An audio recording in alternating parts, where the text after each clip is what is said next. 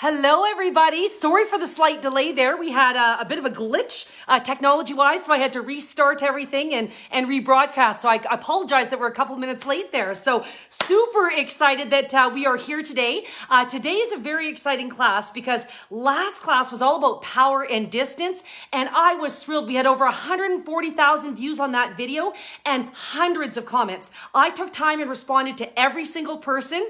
So if you commented, I definitely got back to you. Now, there was a glitch on Friday afternoon that the video was deleted, but we put it back up on Saturday morning. So if you can't find your comment, that could be why. But in that video, I had so many people who said how much they enjoyed the clinic and how much they loved it, but there was a few questions. So I'm going to start today by answering four bonus power tips today, and then we're going to go into chipping. So then the rest of the lesson will all be about chipping to make you a chipping master. So I'd like to do a shout out today. I see Danielle Cote is watching, so thanks for joining. Bonnie, thanks so much for joining as well. And Helen, thrilled that you've joined us as well. And Mindy from Florida, thank you so much. Love all those palm trees out there. So super jealous that you're in Florida right now.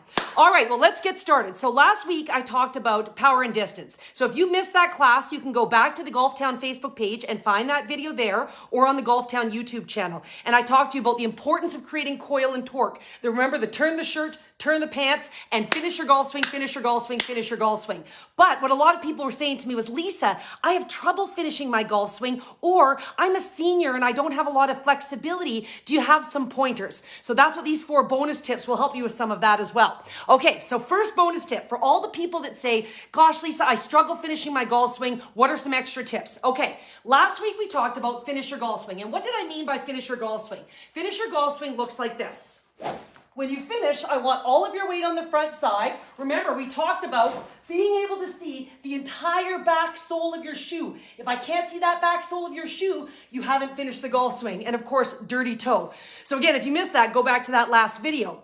Now, we talked about what I see a lot of golfers doing. They do a great practice swing because there's no ball there, which means they do a great job accelerating through their entire swing. And that's why their swing feels so good. But when you put that ball there, that's when people struggle. That when they hit the ball, they think their job is done and they decelerate and end up in a position like this, where the hands, I said, which are above the face or maybe above the head, somewhere here. Again, if your hands stopped here, you had to stop swinging down near the golf ball to stop your hands here. So here's a swing thought we didn't discuss last week that will really help those of you struggling finishing your golf swing.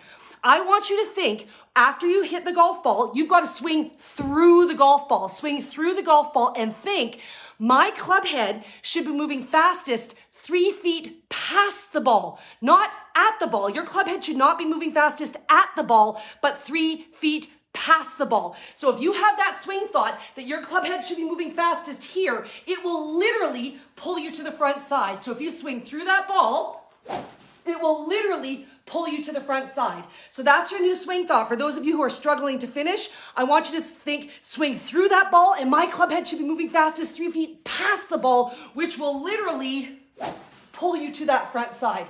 Now, we also didn't talk about where that club should finish. I said I didn't want it by the face or the hands, but when you finish that golf swing, I want to see the club on your back.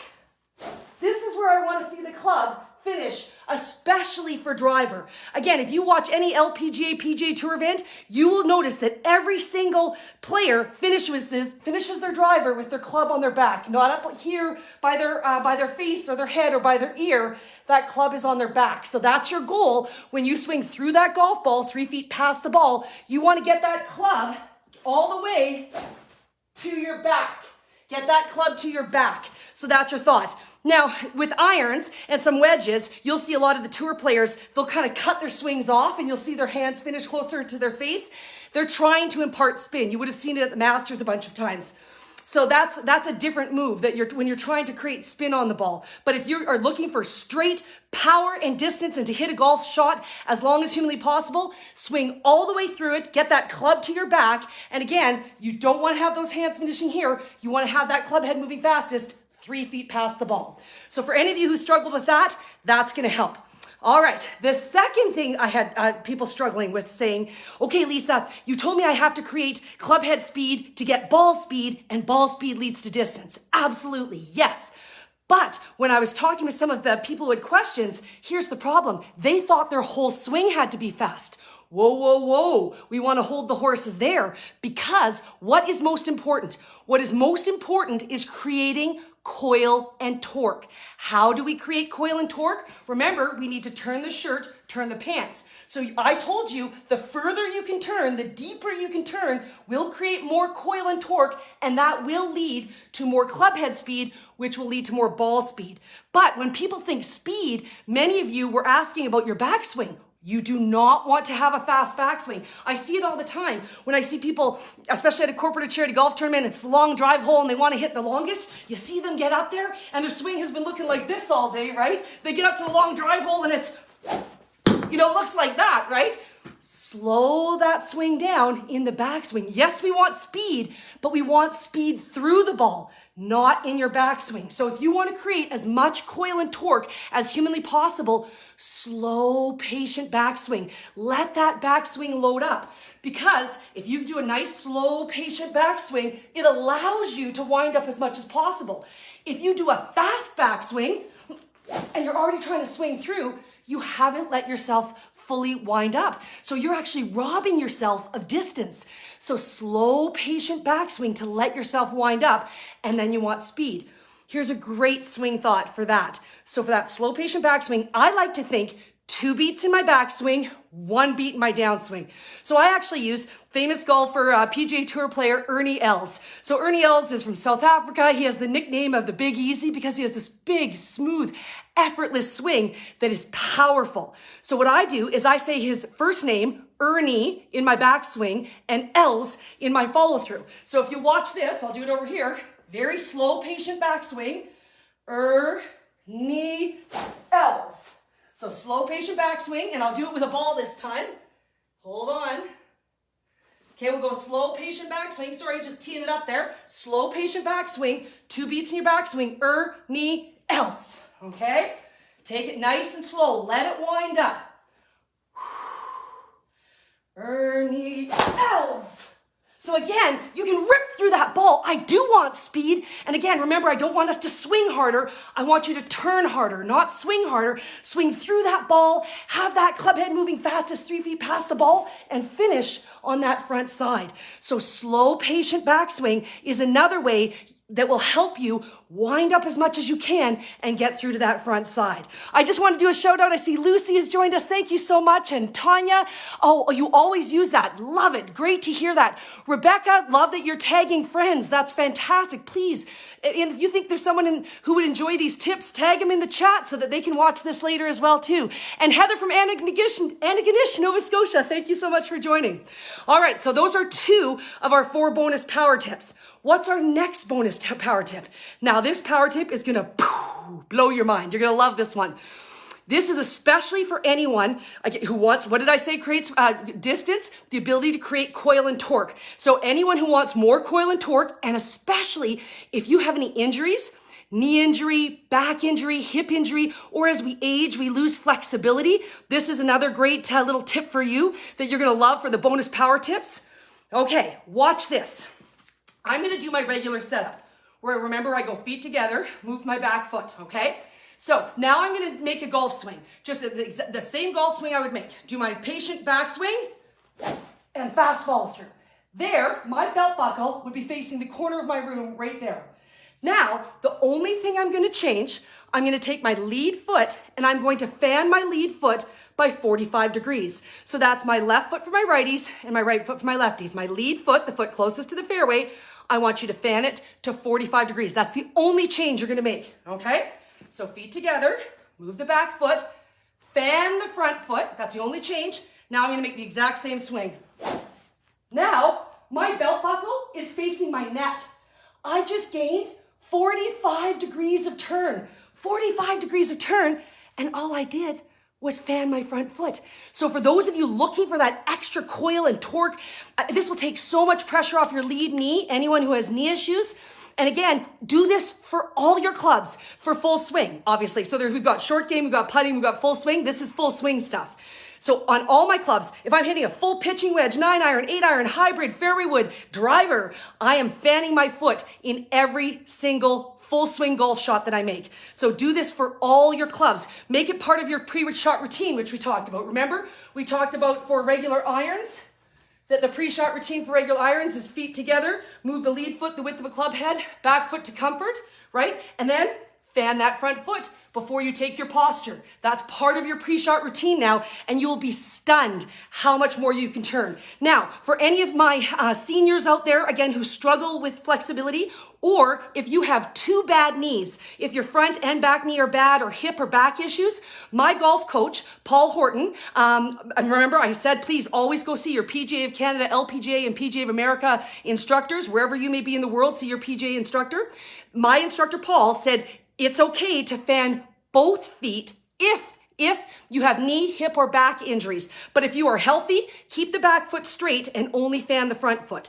But if you need just a little bit of help with flexibility, again, as we age or any injuries, that will be money. You will love that. You will love that. Again, Pat, thanks so much for joining us. Oh, you ran home from golf to see me. I'm so honored. Thank you so much. And Gary, so glad that you've joined us. And Cheryl, thank you so much for watching. Okay, so our next tip, we've gone through the top 3 bonus tips here. One more bonus tip here is going to do with driver. We talked about power and distance last week, but we didn't specifically talk about one extra thing you can do for driver to help you hit every golf ball longer and straighter. Now, driver is the one club in our bag that we want to hit on the upswing. If you've watched my previous classes, you'll see that on every other club, irons, fairway wood, hybrid, we want to trap the ball, compress the ball, hit down on the ball, right? Except for driver. Driver's the one club we want to hit on the upswing, okay? And that's why the ball position is different. Remember, that's off the lead foot versus the width of a club head. And here's the little trick. When you are teeing up your golf ball, what I want you to do is I want to be able to see half the ball. So here we go. When you tee up your golf ball, I want to be able to see half the ball over the back of the driver, okay? Half the ball. Can you see that there? Whoop, there we go. Half the ball. Many of you, I can barely see the ball at all. Some of you, I can't see the ball at all. And some of you have the whole ball above. My recommendation is to start with half the ball because then it makes it easier to hit on the upswing. If I can barely see your ball over the back of your driver, and again, you can have your playing partners help you with this. What can they see? As you set up for the golf ball, what are your playing partners see? How much of your ball are they seeing? It should be half the ball to start with. Because again, that promotes hitting the golf ball on the upswing. Now for me, you'll notice, and many long drivers will have the entire golf ball over their club. Please don't start with this. What's gonna happen is, if you brush the tee, remember I told you, you always wanna brush what the ball is sitting on. Brush the grass, brush the tee, and if you're in a greenside bunker, you better be brushing the sand. If you brush that tee and you go right under that, you're gonna sky this golf ball and put a scuff mark on the top of your driver head, also referred to as an idiot mark. Not cool, not cool. No one wants an idiot mark on the top of their driver head, right? Those are hard to buff out. So again, start with half the ball. The reason I have the whole ball above is that if you ever watch any video of me, you can go to my website, lisalongball.com. If you ever watch any video of me, you'll see that I actually get up on my toes when I hit a driver, much like Bubba Watson, Lexi Thompson, Laura Davies. And so because I raise up like that, that's why I tee my ball up. So please don't start there. But if you want an extra bonus tip, I want to see at least half your ball when you tee up over the back, okay? All right, so those are some extra bonus tips. If you missed last week's clinic, you definitely want to watch it. Combine these 4 tips with those, and you're going to be hitting bombs all summer long. So that's awesome. All right, I do want to do one more shout out. I see Judy from Truro, Nova Scotia. That's fantastic. Carol, that's your problem. You tee it too high. Perfect. So again, it's something you want to practice with and adjust. So that's great. It can make a huge difference to your swing. And Kim, thanks so much for watching. All right, it is time for chip in. Many of you messaged me and when you commented said you can't wait for this lesson because you said you're horrible at short game. This is where you score. Definitely. If you want to drop your score quickly, it's short game, short game, short game. I love the long driver. I love the big dog. But really, if you want to score, start with the short game, okay? So short game, so next week we're going to talk about putting. This week is chipping. So there are many, many ways to chip. I am telling you right now, I'm going to teach you a method of chipping that is going to be repeatable. It's going to be something that gives you a process, and it's going to be successful. So if you struggle with chipping, you're going to love this. But this is not the only way to chip. There's many ways you can chip. This is just one way. So this way I'm going to teach you was taught to me by Bob MacArthur, a national award-winning PGA of Canada instructor, who's the lead instructor at my Lisa Longball golf schools. I have those schools in Canada and the United States. So this is a tip that we teach all of our students, and I've had tremendous feedback about this. All right, let me start first with chipping. What are the 3 cardinal sins of chipping? There are three things that make you a terrible chipper. Number one of the things that will make you a terrible chipper, cardinal sin in chipping, when you chip, if you ever leave weight on your back foot, say goodnight. You are gonna chili dip, you're gonna chunk. This ball isn't going where you want it to go. So you do not ever want to leave your weight on your back foot when you chip. Terrible, terrible, terrible. So definitely don't wanna do that. What is the second cardinal sin of chipping? The second cardinal sin of chipping is when you don't brush the grass. So when you make a chip and I don't hear that brushing of the grass, you are going to skull this ball. So again, even if you just lift that torso up, again, it's the same issue with lifting that torso up. If you got my posture lesson and why we cold top the ball, go back to my videos, the Golf Town videos if you haven't seen it. But what you want to do, so even if you don't brush the grass, so brushing the grass will get you under this golf ball. If you don't brush the grass, you're now hitting a little bit up, halfway up, maybe even the forehead of the golf ball. And have you ever chipped and it sculled across the green all the way to the other side?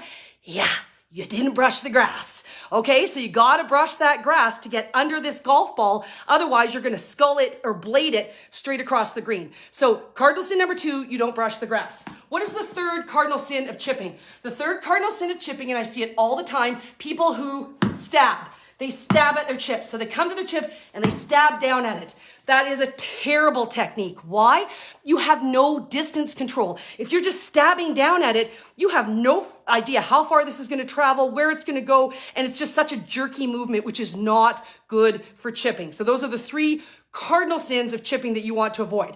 So this new technique that I'm going to teach you, it's called the flamingo. The flamingo, you're going to love the flamingo. So the flamingo will address all of these cardinal sins of chipping. Number 1, let's go through the 4 steps that we need to set up to do the proper flamingo. If you do this every single time you chip, I guarantee your chipping will improve. You'll chip in more and you'll get more 1-putts after your chips. All right. Step number 1 with the flamingo. Step number 1 with the flamingo is that we want to make sure that we have all the weight on the front side. Why do we have all the weight on the front side? So that's the foot that's closest to the green. You want to have all your weight there. Why? Because if we have all the weight on that side, it will stop us from getting back. And remember I said that cardinal sin of finishing with your weight on the back foot? If you keep all your weight on the front side, that will keep you on the front side and stop you from the chili dips. Now, when that weight is all on the front side, I then want you to only have your back foot, and actually I'll go on the white carpet here so you can see it a little bit better, is I want you to see that you only have weight on the big toe of your back foot. So you're not standing on your back foot, all the weight is over your front leg, and I just want to see just the big toe of your back foot there. That's step number 1, okay? Step number 2 for the flamingo is what I want you to do is choke down on your club. And what do I mean by choke down? So remember we talked in our grip lesson. So again, if you missed the grip lesson, that was our second one of the series. And I told you I always want to see a little bit of the grip whenever you're setting up for your proper grip. And I showed you a way to do that. I never want to see that grip buried into your hand. When you're choking down, your hands are going to come a little bit closer to the metal. So choking down means your hands come a little closer to the metal. So what I want you to do is step number 1 in the flamingo. We'll go here on the white here. Step number 1, we're going to lean all the weight on our front side. Step number 2, we're going to choke down. So move our hands down the grip a little bit so that we're closer because we're getting a little lower to the ground. That's why we want to make sure we choke down a little bit. Step number 3, we're brushing the grass. Step number 3, we're brushing the grass right there. And step number 4, you actually want to just let your arms hang naturally. Arms hang naturally. Now, when I say arms hang naturally, remember our 4-step posture tip that I taught you. So it's still arms hang naturally. When your arms hang naturally, what you're going to notice is the butt end of my club is facing towards my lead hip or my lead pocket. So that butt end of the club is facing towards my lead hip or lead pocket because all my weight's on the front side. So when I let my arms hang naturally and then I go to grip my club, that is facing there. If your grip is facing your belly button, that's a no-no. That's an uh-oh. You do not want to have the butt end of your grip facing your belly button because that's going to lead to more of those chunks. You want to have those hands. Now, people will say all the time, oh, you want to have your hands pressed forward. As you can see, again, when my arms hang naturally, you can see my club, the butt end of my club is forward. So you don't need to purposely be pushing your hands forward because they're naturally falling that way. They're naturally falling that way. Okay? Actually, it was kind of cool. On drive, chip, and putt, if any of you watched right the day before the Masters on the Sunday, Anna Wu, who's from Canada, came second in her division and another Canadian young lady won that division. But Phil Mickelson watched her chip in, which was pretty darn cool. And when he watched her chip in, what he said is, watched Anna Wu hole a chip in the drive, chip, and putt contest. Look how her hands are way ahead of, which keeps the leading edge down. Brilliant. So the whole idea of your club head, that butt end of the club not being at your belly button, what it does is it keeps that leading edge down and helps you chip. Now, Anna did it in a really exaggerated way. Remember, I said there's many ways to chip. She did it in a very exaggerated way, but that's why you want that handle to go. So that's kind of cool that Phil Mickelson was commenting on our Canadians. Whoop, there we go. All right, so there's our four, that's the 3 steps there. And the last step is I want you to simply make a putting stroke. Again, this is what my PGA of Canada instructor, Bob MacArthur, my lead instructor at my schools, we work with, make a putting stroke. So we want you to have that triangle. We want you to have that triangle with your arms, and you're simply making a putting stroke. As you're making the putting stroke, you're brushing the grass. Brushing the grass. And if you brush that grass and simply make a putting stroke, I see way too many people get super, super wristy in their chips. When you get super wristy in your chips, again, that's when we start to see the blades, the chunks, the skulls. So you don't want to be too wristy in your chips, all right? So last part of our flamingo is ball position. Where does the ball go? Now, many people have said, oh, well, when you're chipping, you want to have it off the back foot. Now, this is where my PGA of Canada instructor, Bob MacArthur, has talked about, is you want to start with the ball as we normally do. Let me throw my alignment rod here. Remember, we talked, you start within the middle of the feet, just so you can always be measurable. Move the lead foot, the width of your club head, or about 3 inches.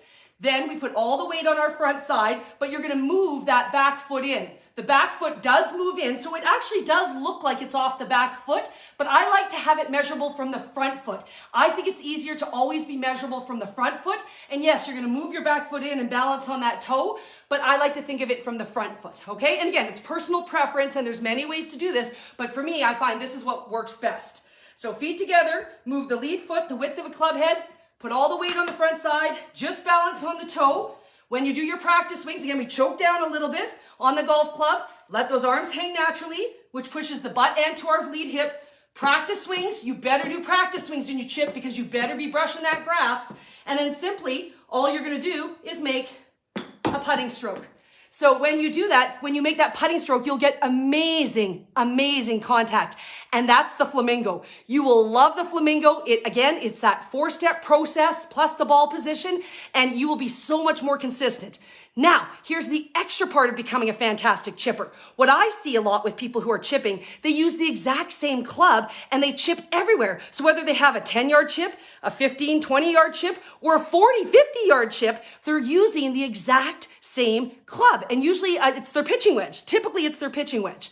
Now, if you're doing that, you're making chipping so much harder. What I want you to do is do the flamingo, but we just change our club. And I'll show you that in just a second here. I want to do a shout out. I see Chantel is watching. Thanks so much, Chantel. Cynthia, she loves the flamingo, so that's fantastic. And Jeremy, love, brilliant, brilliant, brilliant. Woo-hoo. Thank you so much, Jeremy. Okay, so let me show you what I mean by change the club. So, you know when you have a red flag or a short flag close in the green, again, you might use that pitching wedge. So what I do, I still use the flamingo. I use the flamingo for each of my shots, but I change the club. So on my short club like that, yes, I might use a 60-degree wedge. Oops, here, let me show you here. 60-degree wedge, also referred to as a lob wedge. Can we see that? There we go. Also referred to as a lob wedge. If you don't have one, I'm a big fan. I'm a big fan. This is actually what I hit out of the sand. I hit my lob wedge or 60-degree wedge out of the sand. It's just got more loft, so I really like it, especially for short chips. And so what I do is I find my target there. I go feet together, move the front foot, all the weight on the front side, just balance on that back toe, let the arms hang naturally, choke down that little bit, brush the grass there, and I'm gonna make my little chip to my red flag. And it's just a little chip, and it should just land on the green and trickle towards the flag. Now, if I have a white flag or a flag in the middle of the green, then I need a longer chip. I'm not gonna use my 60. You don't wanna fly this ball to the flag. You wanna get this ball on the grass rolling as soon as humanly possible. That creates much less error. And if you can putt. If you ever can putt, I guarantee you have more control with your putter, unless you're a chipping guru, which you just might become after the flamingo. But if you can putt. So then what I do is I switch clubs, and so I'll use maybe my pitching wedge or a 9-iron maybe for the middle of the green. I do the exact same shot, feet together, move the front foot, all the weight on the front side, choke down, arms hang naturally, brush the grass, and make my putting stroke. Still, same thing, make my putting stroke. Now let's say I have a flag at the back of the green, a blue flag, and you've got the entire green to work with. This is when you want to use what we call a bump and run. Now, any of you, I know we have many viewers from Scotland and Ireland and England, which is fantastic, Texas, but in those particular countries, like when I was in St. Andrews, holy cow, in Scotland, those are some of the biggest double greens I've ever seen. The greens are so massive that, again, you'd have to take a putting stroke this big to get it there. So chip it, a bump and run.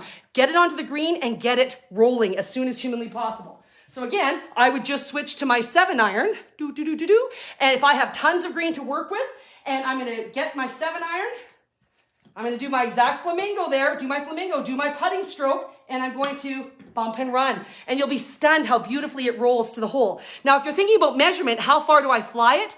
Typically for my 60-degree wedge, pitching wedge, 9-iron, I'm thinking half and half. I try to fly it half the way and let it roll half the way.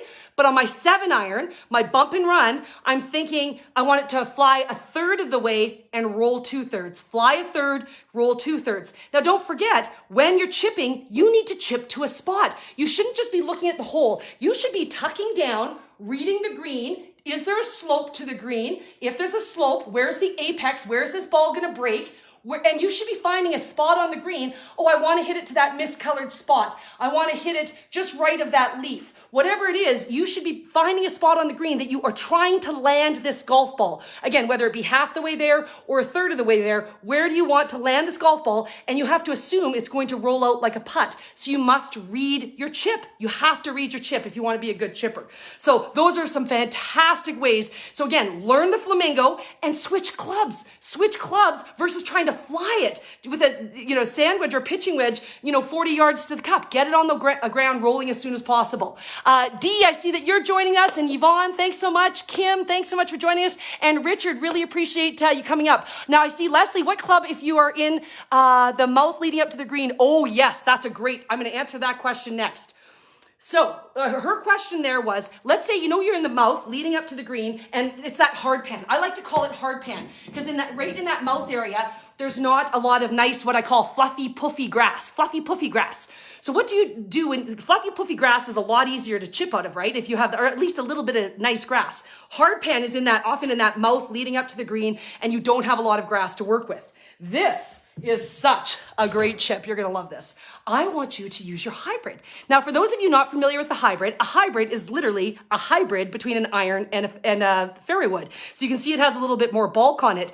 This is a great club to use, especially if you have a good 10 yards, 5 to 10 yards of grass that you have to chip over before you get to the green. So if you have quite a bit of 5 to 10 yards that you have to get to before you get to the green, instead of flying it to the green, I want you to use your hybrid. And the way you use your hybrid is as such. I want you to hold the hybrid exactly like you hold your putter. So however you hold your putter is how you're going to hold the hybrid. Now be careful though, because your hybrid is a lot longer than your putter. So I've done this once or twice and it's caught on my shirt. So just be careful it doesn't catch on your shirt. But what I want you to do is I want you to put the ball and pick read your break. Where's your line? Read this like a putt. Where do you want this ball to start? Then I want you to hold it like a putter and simply make a putting stroke. You're gonna make a putting stroke. I'll do one this way so you can see what it looks like. So watch this. One this way. Here we go. I think you can see the ball there. I'm gonna just exactly like how I would line up for a putt, and I simply make a putt. Look how straight that goes. It is straight and sure. So if you ever have a tight lie and you've got lots of grass to kind of get over before you get to the putting green, that is a great chipping technique.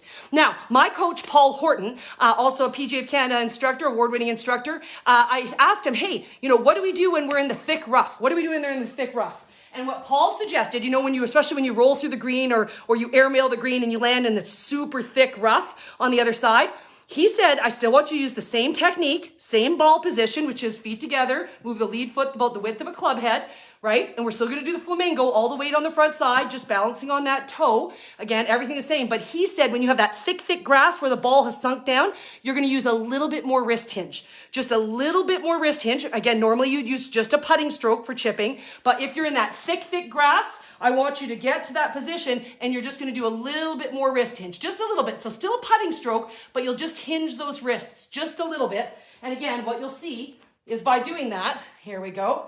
So again, still in the flamingo, but we'll hinge those wrists and you can see it'll use the loft. He said you need to use the loft of the club. And he said, don't use a pitching wedge, use your highest lofted club. So again, he said, some people don't even have sand wedges. He said, definitely use that. And if you have a lob wedge, that's the club you want to use. So again, I'm a big fan of the lob wedge. For anyone who's looking for, if you don't have this in your bag, I think this is a great tool to have.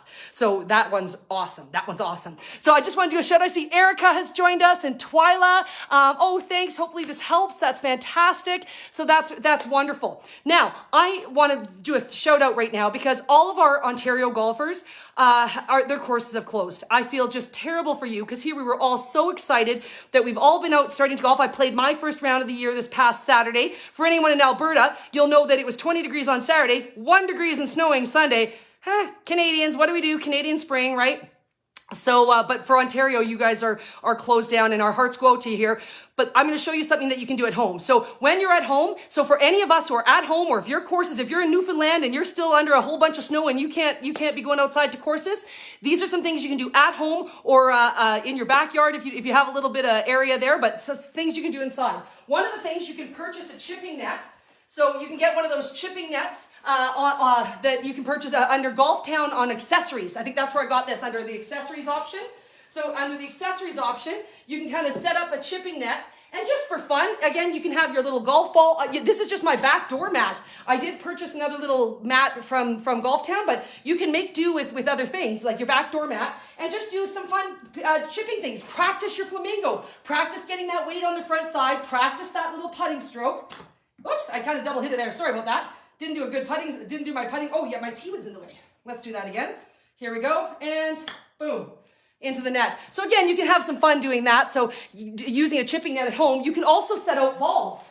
So you can also maybe you use colored balls. So set up some targets, maybe set up what would be a white flag, and then set up a red flag, and then set up in your basement, and you can try to chip to the first flag. So again, using our flamingo, chip to the first flag, there we go, and then practice doing it again, but chip to the next flag.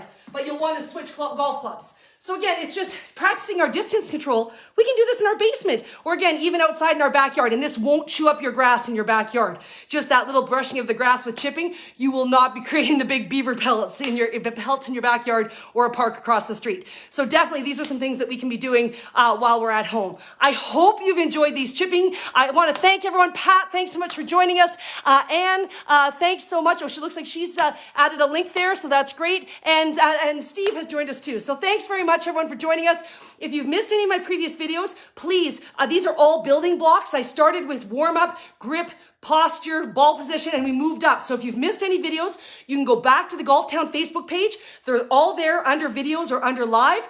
You can also go to the Golf Town Facebook YouTube channel, the Golf Town YouTube channel, and there's right under the playlist. Go to playlists and you'll see Lisa Longball clinics. They're all going to be there. Next week, we're going to talk about putting, so I can't wait to talk about that. And again, if I missed any of your comments, thanks everyone for throwing comments in the chat. I so appreciate it. I will go back in the next few days and I will respond to all the comments in the chat. I truly appreciate you tagging friends and sharing all the comments and asking any questions. I will go back and answer any questions. And if you have anything else you want to reach out to me for, please feel free to go to my Twitter, which is @LisaLongball, my Instagram @LisaLongball. I have a Facebook page, which is @LisaLongball, or my website, lisalongball.com. Thanks so much, everyone. Can't wait to see you for putting next week. Have a great week. See you later, everybody.